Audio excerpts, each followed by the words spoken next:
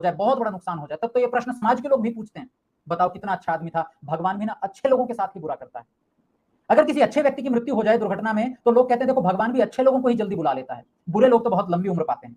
ये सारी की सारी बात, सारे के सारे प्रश्न हमारे मन में उठते रहते हैं लगातार। इन्हीं प्रश्नों का उत्तर आज सत्यार्थ प्रकाश में ऋषि दयानंद सरस्वती जी देंगे।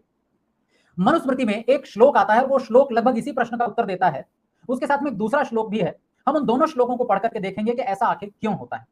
सत्यार्थ प्रकाश का पृष्ठ संख्या 88, यदि आपके पास परोपकारिणी सभा का छपा हुआ संस्करण है तो पृष्ठ संख्या 88 पर आप देखिएगा, लिखा है कि हमें सदैव धर्म के काम ही करने चाहिए। कल हम श्लोक पढ़ रहे थे, ब्राह्मे मुहूर्ते बुद्धेत धर्मार्थौ चानुचिंतयेत, प्रातः काल सवेरे उठ करके धर्म के बारे में सोचना चाहिए कि क्या मैं धर्म के काम कर पा रहा हूं।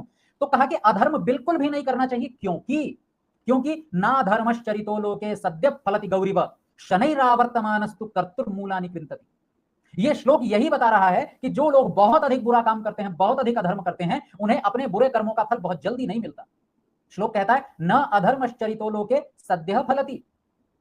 अगर कोई व्यक्ति अधर्म कर रहा है तो अधर्म का किया गया कार्य लोके, इस संसार में, सद्यः न फलति, तुरंत फल नहीं देता है। गौहु इव, जैसे गाय तुरंत दूध देना शुरू नहीं कर देती। गाय पहले जन्म लेती है, फिर वो बछड़ी के रूप में जन्म लेकर के धीरे धीरे बड़ी होती है, कुछ सालों बाद वो गर्भ से रहती है, फिर उसको एक शिशु होता है और तब जाकर के वो दूध देना प्रारंभ करती है। इसी तरह से अगर कोई व्यक्ति मान लीजिए बुरे कर्म कर रहा है तो उसे बहुत जल्दी अपने पापों का फल नहीं मिलता है।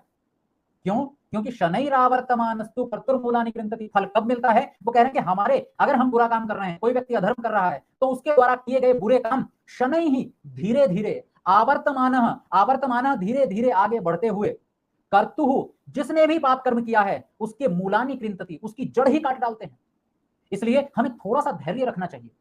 हमें इस बात का धैर्य रखना चाहिए कि जरूरी नहीं है जो व्यक्ति पाप कर रहा है उसको पाप कर्मों का फल तुरंत मिल जाए।